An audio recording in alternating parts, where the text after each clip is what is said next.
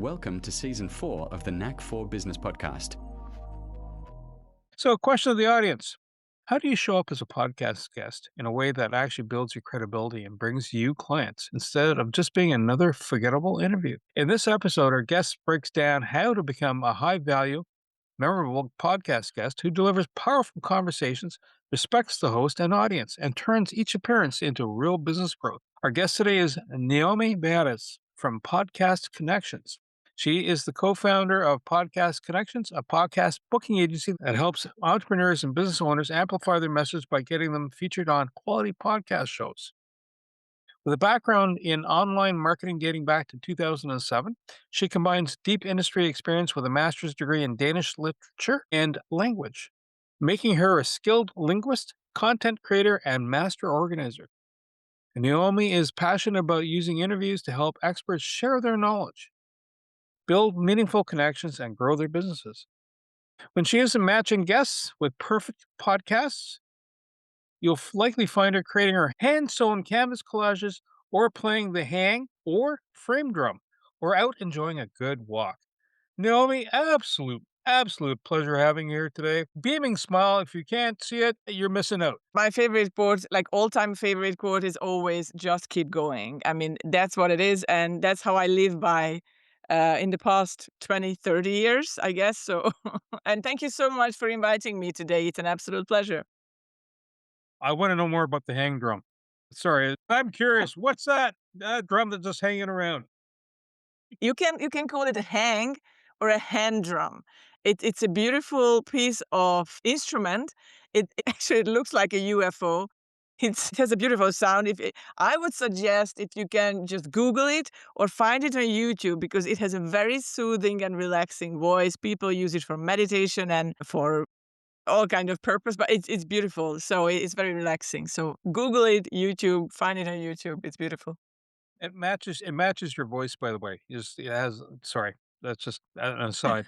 Wayne, I'm gonna let it go over to you now before I get in trouble. You're already in trouble, Bernie. I'm going to make a guess. I'm guessing that this guesting company came out of finding guests for your podcast. Is that correct? No, actually, it's not. I have to say.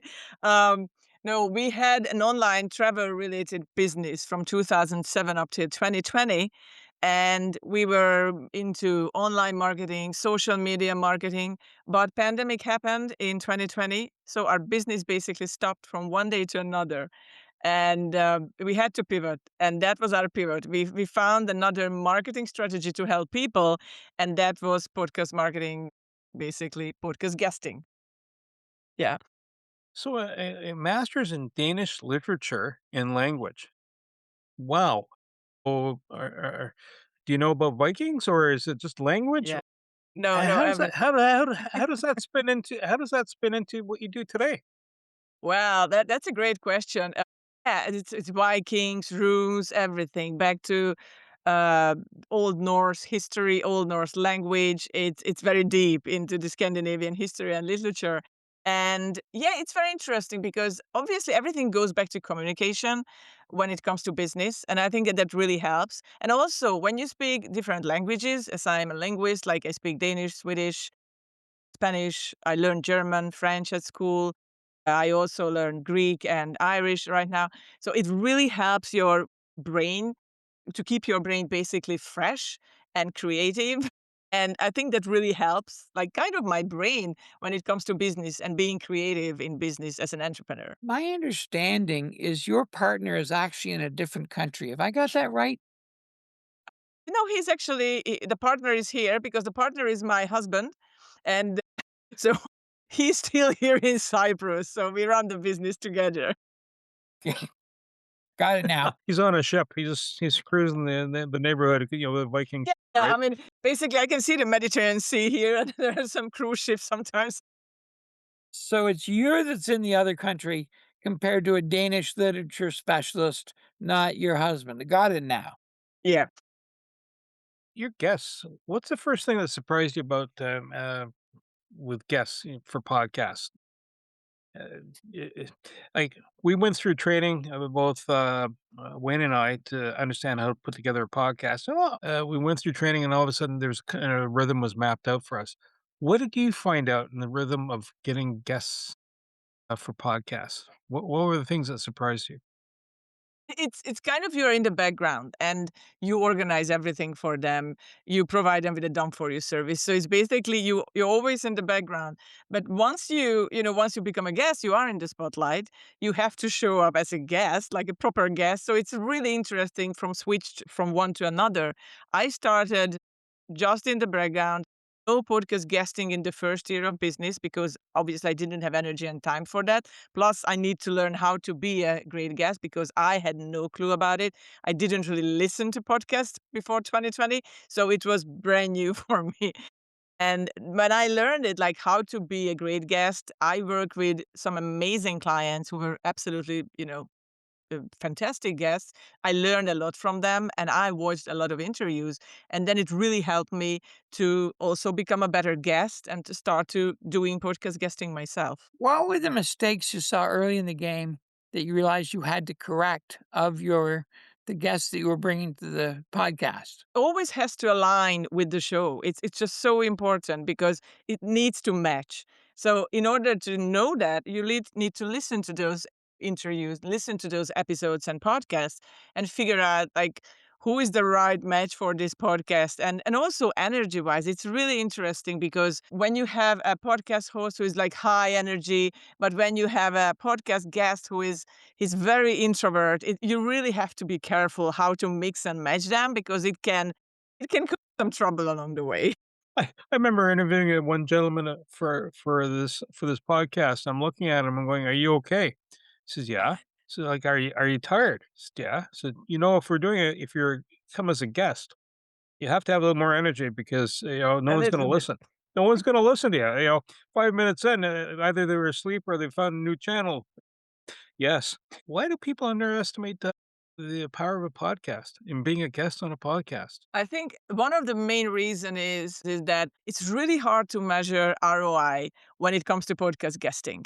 It's almost impossible to see. It's like, and so many people think so. Okay, if I appear on 10 podcasts, then I got like hundreds of clients. If I'm a coach, or if I'm offering my service, or if I'm selling books, or if I want to promote my book, everybody wants to buy my book, but it doesn't work like that. So it's really important to know this is part of your marketing strategy and don't just rely on just podcast guesting as everything else. Like there are other parts of a marketing strategy that you can use. Yes, you can run Google ads, you can, run Facebook, Instagram ads, you can do everything else. This is just one leg of the table. I always, use that metaphor. I think that's important because don't think that like two podcast interviews will make you a huge entrepreneur or will bring you hundreds of clients from one night to another because that's not going to happen. So yeah, we have to be super clear about that. And that Have you still makes me sad. I thought two would do it. I thought I'd already be rich and famous. I know.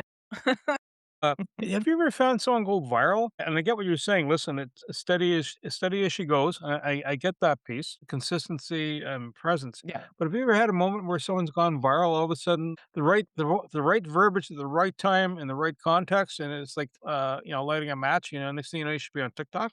You ever had that moment transpire?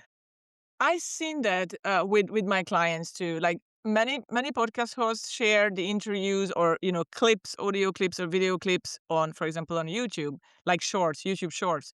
And I saw that like some of them got like thousands of views and everything, so and comments as well. And that's big. I mean, it can go viral. So obviously that's possible. And also there are several podcasts. They have a huge YouTube follower numbers, and when they promote these shows on YouTube, you can see them. They some of them go viral. Not every show and not every interview, but many of them, for sure. Tell me about this dating scene where you're dating up you're finding these two people, the blind date. How do you do getting the right guess? Yes is a metaphor. We almost changed the show. Knack is a different type of knack, and not for business. Oh, wow. For a moment, I stopped this.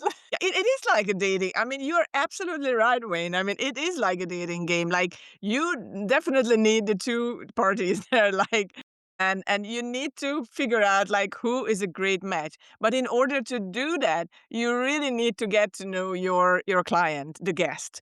Because if you don't do that, you just like, you're just in blindness and you're trying to find a podcast that fits. So once we have a strategy call with our clients, once they sign up, we dive deep into their bios, into their lives, into their story, their topics, talking points, everything. We must know everything about them that is related to podcast guesting or about their business, about their ideal clients.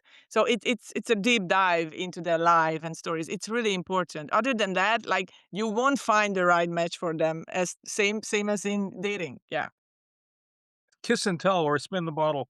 A whole different game. I gotta remember that now for my next podcast guest. Totally different. So, when you're doing the podcast guesting, is it I'm gonna presume it's mostly remote connections. Do you also do it for in-person interviews and panels? Yes, yeah, panels definitely. Sometimes summits, also radio shows, live radio shows. I've been on a few radio shows as well, just like my clients, and in-person interviews as well, because they're becoming more and more popular right now in the US. So if someone lives in the neighborhood or in, not too far from that specific studio, yes, we can organize that too. Absolutely. You ever find that, sometimes you see this in the news here in Canada and in the States, some event transpires. Doesn't matter what there's a flying cow or a flying pig, and someone goes, "Tell us about the flight patterns of, the bovines or swine." And someone comes on as a subject matter expert. Do you ever find that will match someone going, "This person is really an expert, and this person is looking for, a soundbite about, whatever the topic is," and you kind of pair them up for a news story? Do you ever find that happening for you, or is that a potential? It is a potential. It's always a potential. I mean, matching these people and finding and sharing their stories, I think it's incredible. And the more vulnerable and the more open the guest is, these stories and these interviews and conversations just becoming just better. And I really enjoy that part. I think that's where the magic happens when people open up and really share things about themselves and not like hiding behind a mask or something and they just don't want to share deeper, things from their lives. One thing that I'm interested by is in order to know who you're plugging in where, you have to listen to a lot of podcasts. When that becomes part of your job, does it become a slog? A little bit, a little bit. It can be, yeah. So, but you listen to a lot of podcast interviews, but thanks to AI, now we don't have to listen to that many interviews because the script is there basically, and so you can run a script and you can get a summary of the podcast. So, yeah, this is like kind of behind the scenes secret. We can't listen to all of the interviews. So we need AI sometimes to just do the summary and figure out like what we need from the specific interview because it's a lot. It's too much, even for our teams. We can't listen to podcasts 24/7. So yeah, thank you, AI. We can do that now. What? You don't listen to all the content? We can't Just us, Wait, right? Just knack for business. be here today. I'm just listening to podcasts. no kidding, no kidding. Someone goes and says, "Listen, I wanna be a guest." And you go, "Sure, and I found you a perfect match."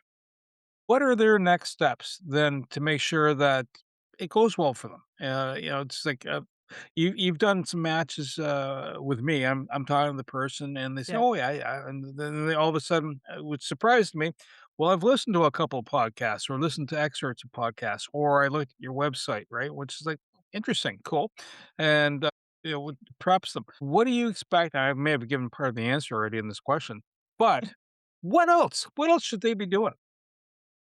Getting ready for a podcast, being prepared. I think that's key. And it's not just like I'm listening to that interview, but they must listen to at least one episode. And I always specify that. I'm very specific about that with my clients. Like when we start working together, please listen to an episode because then you will have a better knowledge of the podcast, of the host vibe. I think that's really important.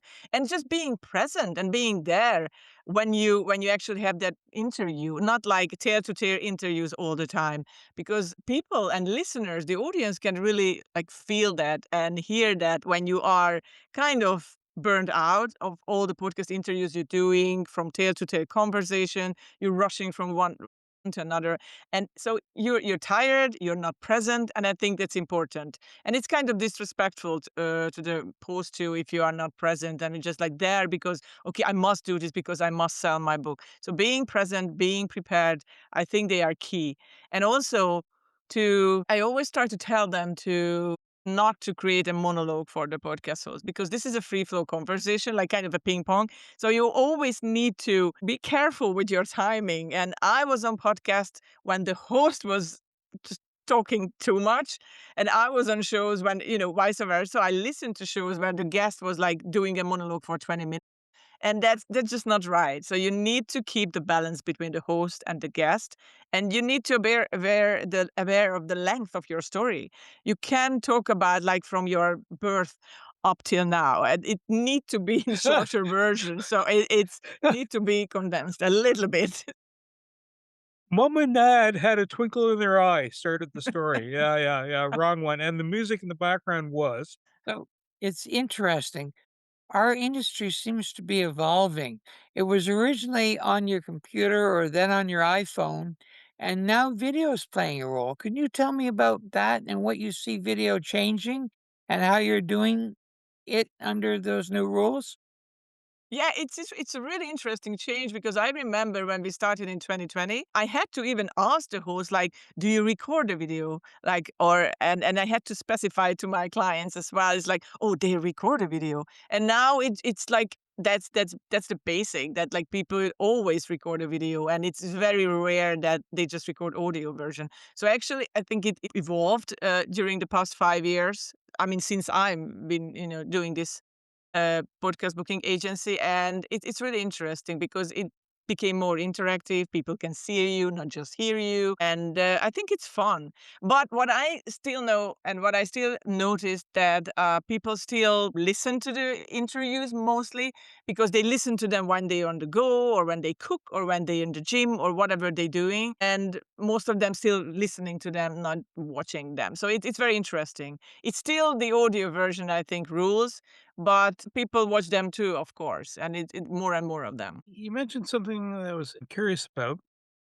You said, "Listen, don't go on for like 20 minutes," and I totally get it. We've had a couple guests that did that, and one of them, it was fine. Literally, just it was entertaining regardless. We like to put the air brake in there every once in a while. Go, "Hey, please explain this part." We might understand it, but the audience might not understand a component of it. But when you're getting ready for a podcast, how do you prep so that do you do like a practice podcast ahead of time, or is this somebody who does Toastmasters, or do you how do you structure it, or do you do a test run with them, going, "Hi"? Yes, I mean, the answer is yes. Sometimes if someone is starting out and they really need help with just getting into the vibe of podcast guesting. How do they sound? And what do they say to the host? Sometimes we do a test run, like a mock interview. I used to do that with a couple of clients. Most of our clients, actually, they were on podcasts before, so they have a clear idea what to do and how to do it. But I can always give them advice, of course, how to, just how to be more efficient and how to be a more outstanding guest, I guess, and I think that's important. But yeah, we can definitely do a test run if it's needed. And when it was needed, we did it. So yeah, absolutely. Absolutely. What do you do when the guest's confidence comes off as arrogance and you're absolutely dreading the phone call from the host? I'm sure it's happened. Yes, it did. Yeah. A couple of times. And I had a very, well, like, I tried to just host more relaxed during the conversation. Obviously, you validate their feelings because there was something going on, and that the vibe just wasn't there, or it happened that the guest was kind of deciding, I don't want to do the pre-call, and the host was a bit like upset about it, because this is my show. I'm doing pre-calls, like my show, my rules. So why can't they just stick to it? So yeah, it happened a few times, and like as an agent, like as a PR agent, you're always there, and you try to smooth out things between them, and yeah, make it a better experience for both parties. And sometimes it happened that even after the interview, there were some very strange feedback from the host about the guest, or a strange feedback on the other side. It happens, obviously. It's part of the business, but we always there and try to make everyone happy. It seems as a host and guest, the iPhone changed the rules, and not always for the better, may I add. But where you used to have video cameras and green screens, and now all of it's just what's your take on smartphone podcast guesting? Sometimes, yeah, I mean, it's really interesting because sometimes the smartphone's camera, like iPhone's camera, is better than anything else. So it's pretty cool to use it. And I'm still planning to do that, but I'm still using my MacBook Air's camera for the recording. So it's there. But I guess, everything like the tech stuff changes and evolves like from month to month. And they always come up with new ideas.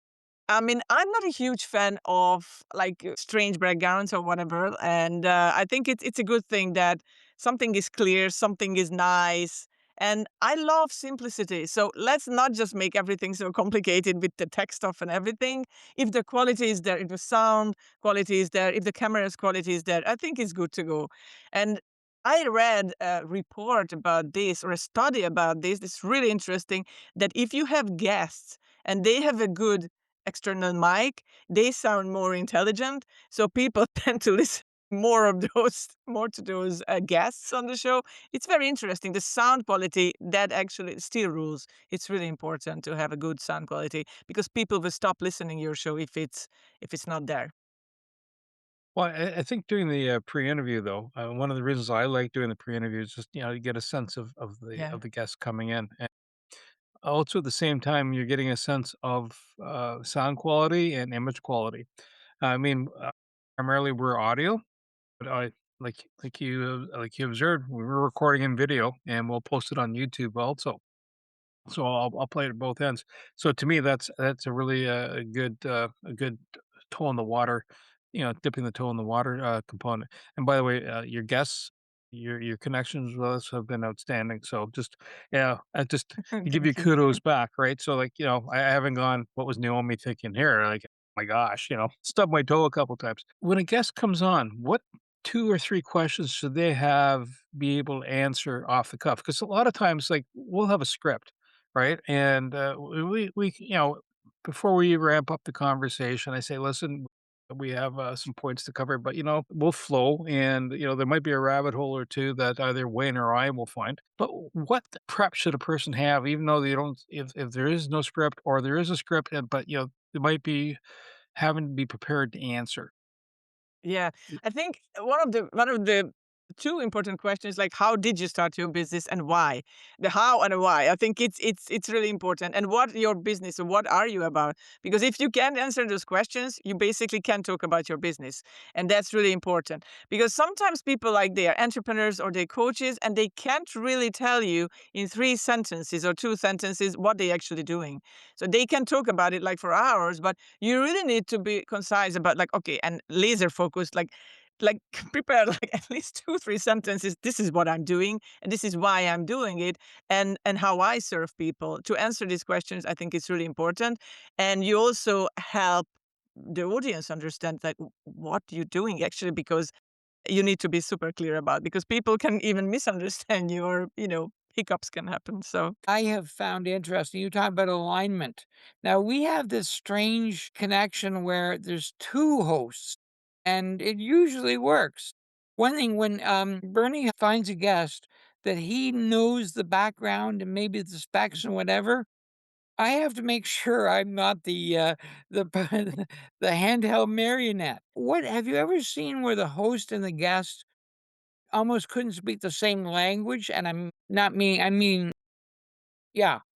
What do you do to make sure there's something that connects? to find the right show for the right guest. I think that's really important. That they must align. Otherwise, I won't send them from that specific client to that show, because that wouldn't work. So thankfully, I didn't really see that those hiccups in really my work, because when we really match them well, that's not going to happen. So I think that's a good thing. But it's really interesting, like what you said about, like, for example, having two hosts on the show, and how do you deal with that? Because that's a different energy here, and you always, like, you have to keep an eye on both of you, and answer different questions and stuff like that. And actually, I was a co-host for a podcast for a while, and it was interesting. I was always the one who prepared and everything, and my co-host, he was the one who came up with the deep questions and let's dive in. I'm kind of the more, like, very organized type of person. So it's really interesting have these energies around, and conversations. And also when you, for example, have panel discussions, when you have even more people on the show.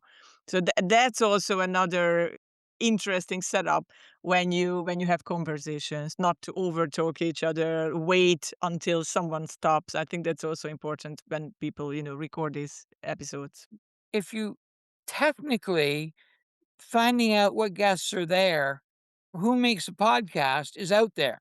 And it could be like a drunk in a dartboard, but you've got a concierge process where you charge money and deliver results, but it's I would call it a premium product. Could you explain why it isn't just opening the phone book? Yeah, exactly. I mean, this is like the right match. It's very tailored. We have a boutique company, so we really keep an eye on the podcast host and on the guest, and we really help them. And also, I think it's also important in a business to run like in heart-centered way. You really look after your people. You care for them, because just not seeing, the dollar signs in their eyes or whatever. That, like, oh, okay, I can pay my mortgage if I get one more, person on the show somewhere. But you really look out for them, care for them. And whenever they have a question and they want to jump on a call, or they concerned about something, you're there to answer those questions, because that's how we establish a great relationship with them, and that's how we can keep our clients and customers. I think this is really important. You just care for them as human beings, not dealing them, okay, just a client out of the one, and there's there's the next one. No, you care for every single one of them, and they stay with you. So someone comes up and they say, "Listen, I've never done a podcast before," and I had one tell me, "I haven't done a podcast before," and we just spent about 40 minutes chatting away. And I said, "This could have been the podcast," because it's not structured, but it could have been. How do you get a person to shake the anxiety or the stiffness? And sometimes this might be practice makes perfect. If Mm. they've never done a presentation before, there might be a bit of work to do with the person. But how do you get them to go? Just go in there. Just be chill, like a leaf in the wind. Just go with the flow, right? Yeah, basically, that's what I'm trying to tell them. This is just a friendly conversation between one, two, three people, and just enjoy and get ready, be prepared, but enjoy the conversation. I mean, that's the fun part. Use your sense of humor. I mean, it's so important. And you don't know how many people will listen to that conversation, but don't care about it. It doesn't really matter as long as you bring value to the audience. And it doesn't matter you are starting out now. Everybody started somewhere, so there's always a first podcast interview for everyone, but just enjoy the process. And if you have a great host, they will help you with that. You can even tell them, like, "See, I mean, this is my first interview, so please handle me with gentleness," or something. And they will do that, because we are all human, so it helps. And I do work with a lot of people who just starting out in podcast guesting. And to be honest with you, Bernie, I love working with them, because they are the best clients. They really trust in what you tell them, trust your knowledge, trust your experience. It's magical. And especially I have elderly clients as well. They're starting in their late 60s, 70s even, and they are brilliant. They are flying, and maybe they didn't even do any podcast guesting before, but when you prep them right, when you help them along the way, they will get there. And it's about practice, practice, practice. The first interview is never the best one for anyone. And I remember my first. It was like, oh my gosh, I mean, it was a disaster. And actually, it was a Canadian host. I mean, he was great, but he had very deep questions for a newbie. So I had to prep myself, and I felt after the interview like, oh my God, it was a lot. I hope all the other interviews will be a little bit easier. Tell me about etiquette. What do you warn the guest? And were you pretty firm with them? And when have they blown it and brought shame to them and you, if at all? Yeah, they usually stick to their etiquette. Like, please don't do interviews at an airport or in your car or while you're driving. I mean, that's or don't leave the dirty laundry in the background. It happened. Like, people saw that before, and I remember. I don't know who was that, but I remember that story that the podcast host stopped the interview. It's like, sorry, can you just remove that stuff? From the background because it's just not professional. It happens, and people must know that. So when we prep people, we always tell them, okay, so get the camera, not camera, but like have a proper camera, get that microphone, have that ring light. Please don't sit, with your back behind the window because nobody will see your face. Or, yeah, try to look out the dogs and the kids out of the room where you're recording the episode. So they are just basic etiquette and also appearing like kind of appealing to like, yeah, for ladies, yes, we need to wear the makeup and everything. And if you are a podcast host, just wear something, just a guest and a guy, just wear something nicer, or I'm not, not your button up shirt or whatever, but just something that is it's suitable for the show and just looks nice because of the video recordings and everything. I think that's etiquette. And also part of the etiquette is be on time when it's a podcast interview. Don't be late because so many podcasters working so hard to produce these episodes and they won't wait for you for 10, 20 minutes until you appear out of nowhere. And then, yeah, and it messes up their schedule. It messes up your schedule. So yeah, these are, I think, the most important etiquettes you need to stick to when it comes to podcast guesting. I've been told that the follow-up, thanks for having me on, letter or phone call or Zoom is actually maybe the most important piece. Would you agree? Absolutely, absolutely, Wayne. I agree 100% with that. It's so important because I mean, if somebody does something for us, I mean, that's the least we can do to thank them. And especially when a host, like, records the episode, edit the episode, creates promotional material. Even sometimes they create blog posts about you and social media posts and tag you. They do an awful lot for you to just record that one single episode and promote it, to the world and on social media. So that's the least you can do. And yeah, I mean, there are like certain different or web pages that you can visit and like send out cards. I know so many people use that and they send cards when someone was a guest on the show, even from the host to the guest or from the guest to the host as well. I think that's a brilliant idea. What I do, I usually like send an email because I'm in Europe. So it usually takes like a month to get something over to the US or Canada. So I do send an email after the show. I thank them. And now I started to I'm an artist. And so I make collages, different type of collages. And with many podcasters that I really enjoy the interview with, I ask for their addresses. So I send them a little gift that I like handmade collage by mail. And I think it's fun, because that's how you basically build a relationship with someone. Because podcast guesting is about building relationships. It's about networking. And once to say thank you, and once you establish a relationship with someone, you can be friends, you can start a business together, or people can hire you. Even the host can hire you for something. And it always starts with a thank you. One of the other elements after production's done and is posted, the promotion piece, and you touched on that. The host is pushing out content. What should the guest also be doing? And from the content that gets pushed out, let's say it's on LinkedIn or Facebook, but also there's content, right? Like if you spent 10, 15, 30, 40 minutes chatting, whether it's a visual or soundbite, what should a guest be looking at with all that information? I mean, at least post it because I heard these horror stories that they don't even post anything. Like the host literally emails them, all the promotion material, all the clips, all the quotes or whatever, like key takeaways from the podcast, and they do nothing with it. They just like, okay, if they forgot they had an interview or something. So I just don't get that part.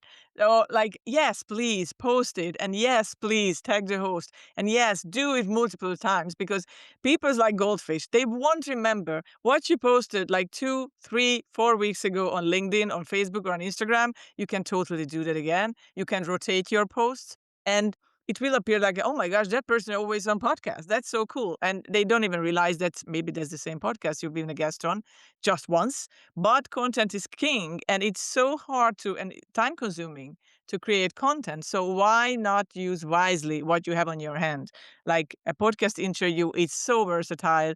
You can use it for in so many different ways on different social media platforms, and it's a beautiful way to get into a different audience too. Because once the host tag you, and once you tag the host, you will appear in front of the host followers, for example, on LinkedIn. So people will you get more followers, they will get in touch with you, and they may be your clients. You don't know. They may buy your book or buy your service. But just do the promotion because it's so, so important. And when you promote something on whatever social media your favorite is, just please try to be unique and not just click on that reshare button or that reshare. Yeah, that's the button on LinkedIn. And that's it. Like no comment, no description, nothing whatsoever, because it's not good for the algorithm. So try to come up with something unique as you repost something. It's so important because there's so much content there that people won't notice anything that won't stand out. So try to stand out, try to be a little bit unique. And what I also advise people that even before the interview goes live, you recorded the episode, but the episode is not live yet, please do a teaser. Like I do that with many times with my I did with your presentation too when I was doing that. So like, yeah, come and watch my presentation or come join this amazing group, the East Trade Winds. And people love that, and I got the likes even in front before my presentation, like 2 weeks before that. So that was so much fun, and why not to do that? Like, teasers. It's marketing. It's all about marketing. An alchemy questions. Dark science. How do you find out who the audience, or even can you find out who the audience of a podcast is? Is it just what they say? That's a very good question. Yeah, yeah. You have your, I don't know, tarot cards or something, and you figure it out. And the crystal ball way, I think that would help. But to be honest with you, podcast, like, I mean, do you know who your listeners are? Like, you can have an idea, obviously, and when they leave a comment on Apple Podcasts, like who those people are. But yeah, it comes back to the podcast. It's you don't really have those perfect numbers, data about your audience. They can check your social following or whatever, but you can see who follows you, but then you don't even know those are your listeners. So it's kind of a guess game. Yeah, it's like kind of the crystal ball, unfortunately. Are there any KPIs that you would track from a podcast? Like once, recording happens, it went well, it's produced, out the door it goes. Are there any KPIs you do as a follow-up to see did it make a small splash, a big splash, any splash at all? What we do and what we love to do, for example, after pre-call, we always ask the host, like, so how was it? Like, because if there's something didn't go well, I mean, we must know that upfront. After the interview, I usually advise to my clients to get in touch with the host and jump on a post-interview call, because usually when they record the episode, everybody's rushing away and 100 things to do. But when everybody is more relaxed, I always suggest to my clients to jump on a call with the podcast host and figure out whether you can help each other, how you can serve each other. We don't really do that part for them, but it's basically kind of up to them how they use it wisely, that relationship and connection with the host. I'd love your feedback on is the guest who has a totally inflated sense of the value of his intellectual product. I'm going, yeah, you had mayonnaise is the secret sauce. Get over it. The world knew. What do you do when they're very closed to the point that it actually is temporarily making the interview tough when there's so few secrets under the sun? Yeah, that's a great question. And it actually brings back a memory that I had a few conversations with different podcast hosts about it, that they treat it as like their baby, and they don't want to talk about anything else. Is that what you meant, Wayne? Like during a Yeah. podcast interview, for example? Yeah. Either side, I find that they don't know that they are the secret sauce, not the herbs and spices. That's my point. Exactly. Yeah, and it shouldn't be about the product or shouldn't be about the book or the service, but about their story. Like you can definitely sell your book or service, but through a story, because story sells.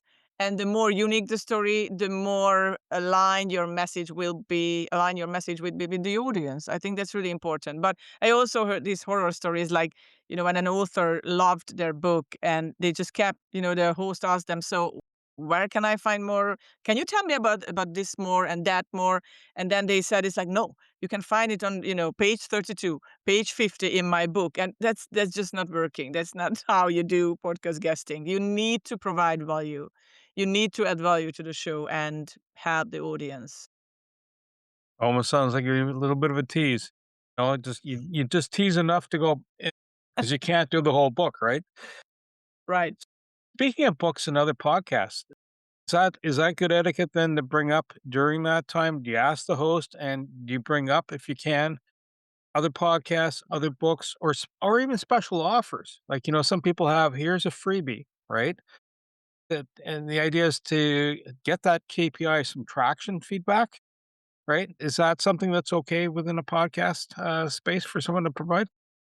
Yeah, I mean, as a guest, if you mean like as a guest, yeah, you can totally do that, but the timing is everything. So don't start your story or don't start the conversations like I have a and this is how amazing it is and everybody should read it. Like wait for the host because this is not your platform, you are a guest. So be respectful. So when there is a space and time, they will ask you, so can you please tell me more about your book or tell me more about your service and how can people find you? Or do you have any freebies that you can give away to my audience? Yeah, there's a space and time for that, but don't focus your conversation around that because that's just not right. And wait for the host because that's the host platform. Two things.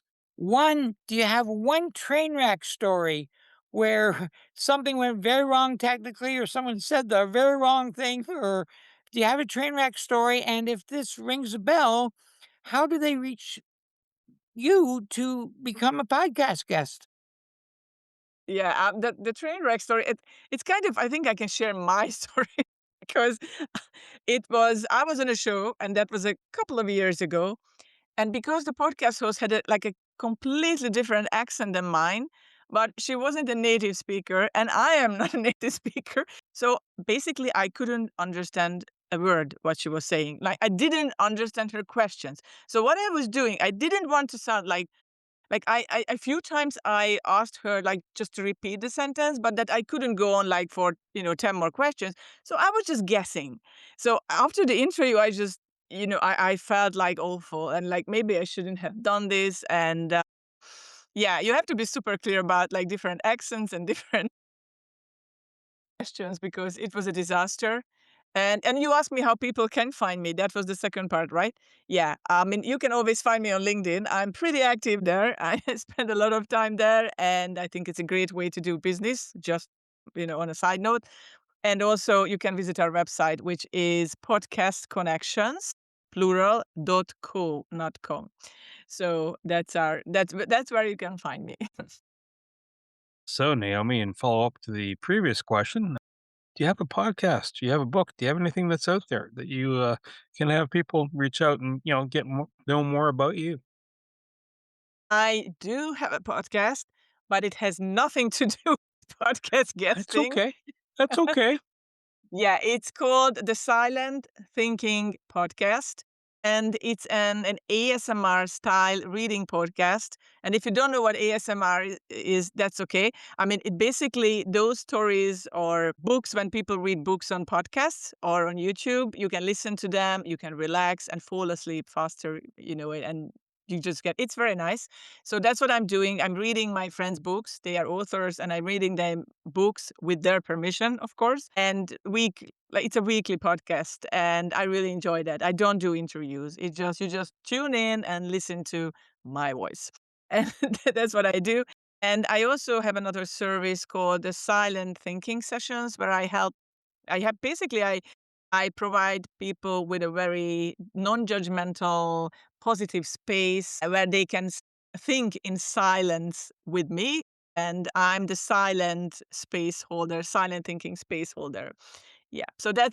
I also do that. I want to say thank you so much for being a guest today. It's been entertaining. Now I know a bit more about drums and Scandinavian knowledge, and Cyprus. To my co-host, Wayne Pratt, thank you. And you, the Knack for Business listeners, really appreciate your time today. So, Naomi's seen lots of people struggle to get noticed, and she can put you on the right path. Find the good podcast host to connect with, and get your message out there. Tell your story because it's part of your overall marketing process. Because if people don't know you're there, they won't be able to find you. Right? It's you can't see you, can't hear you. You don't exist, and that's her job to turn you into a visible entity and credible entity too. To reach the podcast hosts, email them at info@creativeinsight.com or by the website creativeinsight.com, spelled KREATIVISIGHT.com. To reach Wayne at his email, wayne@motive8u.ca, that is MOTIVE, the numeral 8 and the letter u.ca, or his website, motive8u.ca. If you would like to be a guest on this podcast and share your knowledge, let us know. We would also appreciate your feedback on the content or format. Check the show notes for more details. For these podcasts, we like to acknowledge the support and thanks to the following people. Carl Richards from Podcast Solutions Made Simple, a renowned podcast expert. Fred Crouch, who is the Property Wizard podcaster, where Bernie is a co-host. Jovan Strika from At Hive, a co-working space that is more than just a space. Then Melanie Weber, Bernie's invaluable business partner, and Wayne Pratt from Motive8U Inc., who serves as both a coach and co-host of these podcasts. Disclaimer. Please note that the Knack for Business podcast episodes are meant solely for educational and general informational purposes. The information and opinions contained within are not intended to be professional advice on any subject matter. The thoughts, views, and opinions expressed by the participants are their own personal beliefs and do not represent the views of the podcast hosts or any affiliated organizations. It is important to note that this podcast is not a replacement for consulting with certified experts in your area who possess knowledge of your unique situation. The hosts of the podcast, along with any participants or affiliated groups, do not take responsibility for any actions taken or not taken based on the information presented in this episode. It is highly recommended that individuals seek guidance from their own personal advisors in fields such as accounting, law, or other pertinent areas prior to undertaking any actions or making decisions that may impact their financial, legal, or other aspects of life.